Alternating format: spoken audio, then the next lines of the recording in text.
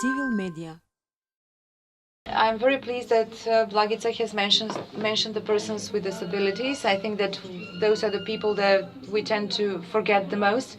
But nevertheless, I believe that the greatest abuse or misuse in the political campaigns are the ones that relate to children for someone's objectives. And therefore, throughout the years, we always took note and observed whether children are used in TV videos, regardless of what type of elections we're talking about, presidential, local, or other type of elections.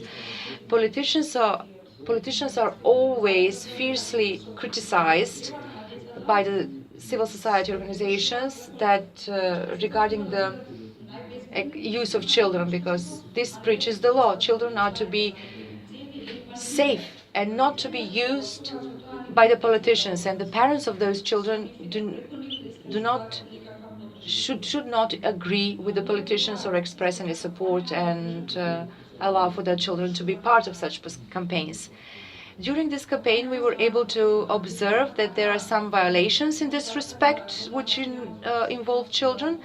And Sianovska Davkova, in one of her TV videos, a family with children was recorded and presented, by which the parents are demonstrating their support for that candidate. There was also a video from the political campaign DUI, where the leader Ali Ahmeti was there visiting people in Ohrid, and a child goes in front of him, walks in front of him and throws flowers in front of him, as if, I don't know what kind of person is walking here.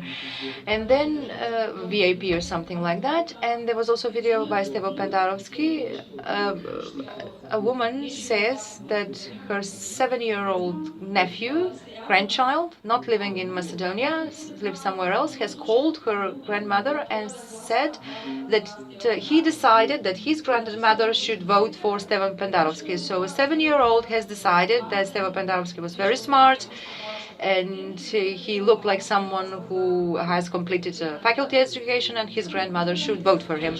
I would like to remind that in accordance with Article 12, paragraph 4 of the Law on Protection of Children, every use of children is prohibited in political campaigns. And this is an increasing practice in our country, something that we have observed frequently. So the political parties and their supporters should contribute to protect children and not to use them in their political campaigns. And both the state and institutions are obliged to provide the children with a normal, healthy life, and not to poison them as of their early age about which political option is better compared to the other one. But they should leave them to decide by themselves when they grow up if they want to choose to support one political party or not, because still there are people who never opt or never take the side of either political party. Civil Media.